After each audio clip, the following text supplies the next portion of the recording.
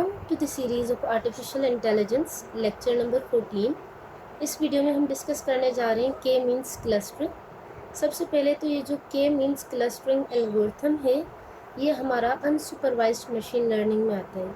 जिस तरह से हमारे पास there are basically two categories of machine learning. एक होती है हमारे पास सुपरवाइज्ड मशीन लर्निंग के टास्क और एक होते हैं अनसुपरवाइज्ड मशीन लर्निंग के टास्क। सुपरवाइज्ड मशीन लर्निंग में हमारे पास जो डेटा गिवन होता है उस एल्गोरिथम के लिए दैट इज़ लेबल्ड डेटा कि भाई ये इनपुट है इसके साथ ये आउटपुट है। अनलेबल्ड डेटा आपके पास वो होता है जहाँ पर उसका करेस्पॉन्डिंग कोई भी आउटपुट नहीं होता किसी पर्टिकुलर इनपुट का, जिसमें सबसे पहला एल्गोरिथम आ जाता है के मीन्स क्लस्टरिंग। अब क्लस्टरिंग वर्ड का मतलब क्या होता है? क्लस्टरिंग वर्ड का मतलब होता है ग्रुप्स। यहाँ पर जो है ना ग्रुप्स बनाए जाते हैं उस गिवन डेटा पर, और वो ग्रुप्स कितने होंगे that is decided by this hyper parameter that is के।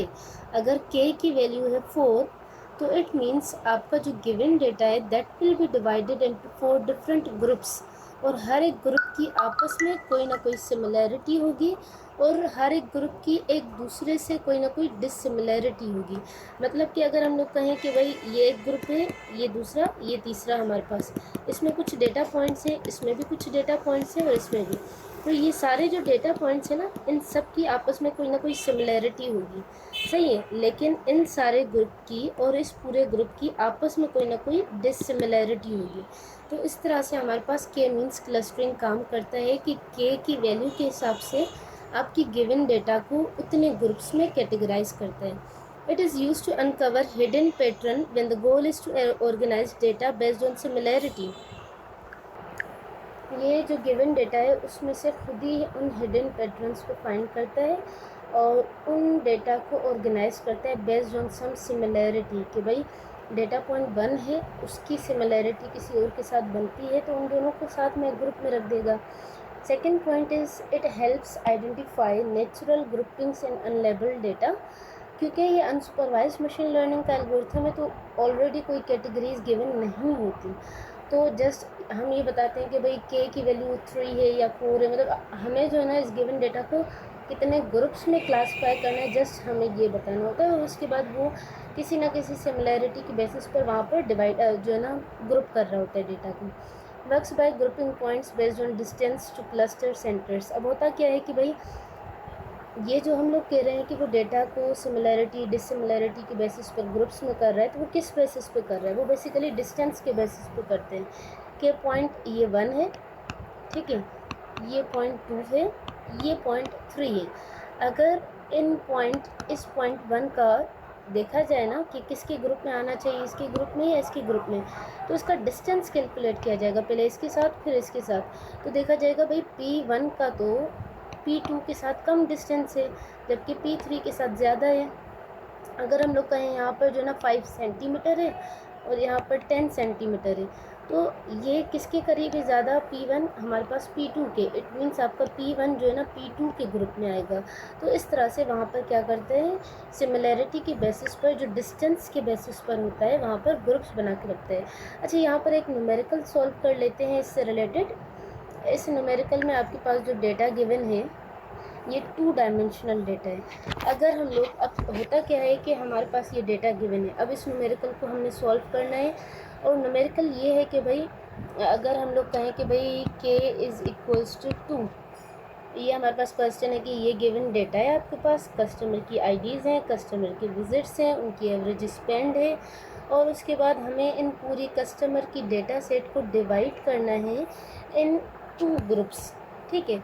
अब जो 2 ग्रुप्स होंगे ना उन दोनों ग्रुप्स के जो डेटा पॉइंट्स होंगे उन डेटा पॉइंट्स के आपस में कोई ना कोई सिमिलैरिटी होगी कि भाई अगर 2 कस्टमर्स हैं वो ग्रुप नंबर 1 में है तो उन दोनों कस्टमर्स के बीच में आपस में कोई ना कोई सिमिलैरिटी होगी। इसी तरह से जो ग्रुप 1 में कस्टमर है और ग्रुप 2 में कस्टमर है उन दोनों के बीच में कोई ना कोई डिससिमिलैरिटी होगी। तो इस तरह से हम इस डेटा को सोल्व करते हैं। के की वैल्यू क्वेश्चन में गिवन है के इज इक्वल्स टू 2। अब सबसे पहले क्या होता है, हमारे पास जब रैंडमली डेटा गिवन है ना एक हमारे पास टेबल की फॉर्म में, तो हम क्या करेंगे, रैंडमली कोई भी एक डेटा पॉइंट उठा लेंगे। हमने फॉर सपोज़ कहा कि भाई ये जो हमारे पास ए वाली डेटा है ना, हमने कहा कि के की वैल्यू क्या है आपके पास 2। एक आपके पास ये ग्रुप बन गया, दूसरा आपके पास ये ग्रुप बन गया। तो क्योंकि के की वैल्यू 2 थी, अगर के की वैल्यू हमारे पास 3 होती तो हम लोग यहाँ पर तीसरा ग्रुप भी बना लेते। खैर हमारे पास अभी के की वैल्यू 2 है तो हमने 2 ग्रुप्स बनाए। अब स्टार्टिंग में हमें कोई ना कोई सेंट्रॉइड रखना होता है, मतलब जाहिर सी बात है जब हम लोग जो है ना सिमिलैरिटी काउंट करते हैं तो सिमिलैरिटी को कंपेयर करने के लिए भी हमें कोई ना कोई डेटा पॉइंट चाहिए होता है। तो स्टार्टिंग में रैंडमली इस पूरी डेटा में से कोई भी 2 पॉइंट्स उठाकर एक इस ग्रुप में रखा जाएगा, एक इस ग्रुप में रखा जाएगा। और ये ऑपरेशन जो है ना प्योरली रैंडमनेस के बेसिस पर है कि आप रैंडमली कोई भी डेटा उठाएंगे। तो हमने कहा कि कस्टमर ए जो है ना इस वाले ग्रुप में आ जाते हैं। हम लोगों ने कहा ये ग्रुप 1 है, ये आपका ग्रुप 2 है। हमने कहा कस्टमर ए इसमें आ जाता है, कस्टमर बी आपका इसमें आ जाता है। तो ये इन दोनों की हम लोगों ने क्लस्टरिंग कर ली। ए को हमने ग्रुप 1 में रख लिया, बी को हमने ग्रुप 2 में रख लिया। अब आ जाती है बारी कस्टमर नंबर 3 की, कस्टमर नंबर सी की। अब ये देखते हैं कि ये आपके पास किस में आता है। इधर it will go to the group number 2 और ग्रुप नंबर 1। तो सी वाला जो हमारे पास डेटा पॉइंट है उसकी, क्योंकि ये 2 डायमेंशनल डेटा है तो ये हमारे पास क्या है 8,4। ठीक है, तो इस तरह से हमारे पास यहाँ पर ये डेटा आ गई। अब आ जाते हैं कि भाई हमने कहा कि ये के मीन्स क्लस्टरिंग डिस्टेंस के बेसिस पर वहाँ पर क्या करता है, डिस्टेंस के बेसिस पर सिमिलैरिटी और डिससिमिलैरिटी देखता है। अब हमने यहाँ पर क्या करना है कि भाई जो डिस्टेंस का मेट्रिक यहाँ पर यूज़ होता है दैट इज़ यूक्लिडियन डिस्टेंस। कौन सा हमारे पास यूज़ होता है, यूक्लिडियन डिस्टेंस। ये एक डिस्टेंस आपके पास फॉर्मूला है जिसमें आपके पास होता है x2 माइनस x1 और उसके बाद ये मल्टीप्लाई, सॉरी ये स्क्वायर नहीं 2 है, सही है, और उसके बाद y2 माइनस y1 और इसके बाद अंडर रूट। ये हमारे पास यूक्लिडियन डिस्टेंस का फॉर्मूला है जो कि हम लोग यहाँ पे यूज़ करेंगे। अब हमारे पास हमारा यहाँ पर इस वक्त गोल क्या है कि सी नंबर डेटा को हमें कैटेगराइज करना है कि ये किस वाली कैटेगरी में आता है, ए में या बी में। तो हम लोग इसका डिस्टेंस कैलकुलेट करेंगे। पहले ए के साथ कर लेते हैं। हमारे पास पहले मैं इस पूरे को रिमूव कर देती हूँ, सही है। हमारे पास सी नंबर जो डेटा है उसकी है 4/8, 8/4, सही है, ये वैल्यू है। और हमारे पास जो है ना अब आ जाते हैं सी नंबर को हमने करना है classify. C is equals to हमारे पास क्या है 8 और 4। हमें इसको क्लासीफाई करना है ए और बी के साथ। पहले हम लोग इसका डिस्टेंस चेक करेंगे ए के साथ। तो अगर हम लोग चाह रहे हैं इसका कंपैरिजन करना ए के साथ तो इसकी वैल्यू क्या है आपके पास 2/10।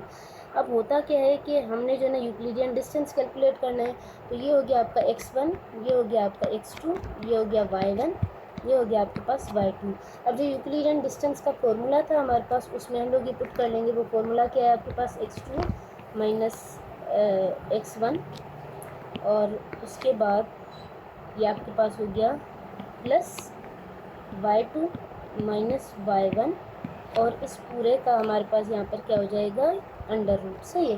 तो अब यहाँ पर हम लोग क्या करेंगे, जस्ट इन वैल्यूज़ को पुट करेंगे। x2 आपके पास क्या है 2, ये रहा आपके पास 2 माइनस, और x1 आपके पास क्या है 8 और उसके बाद इन दोनों को प्लस करेंगे किसके साथ, y2 की वैल्यू क्या है आपके पास 10, 10 माइनस ये क्या है आपके पास 4, तो 2 माइनस 8 ये आपके पास बच गया 6, 10 माइनस 4 ये आपके पास बच गया 4।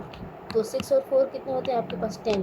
तो मतलब C और A के बीच में जो डिस्टेंस है ना वो कितना है 10 है। अब आ जाते हैं C का B के साथ कैलकुलेट करते हैं। C का B के साथ कैलकुलेट करने के लिए B की वैल्यू आपके पास क्या है, B वाले ग्रुप की वो वैल्यूज़ हैं आपके पास 2/5, ठीक है। इसी तरह से वैल्यूज़ पुट करेंगे। अब आपके पास x2 वाली वैल्यू ये वाली नहीं रहेंगी, ठीक है।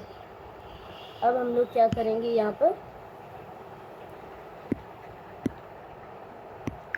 हमने यहाँ पर x2 रख लिया, सही है।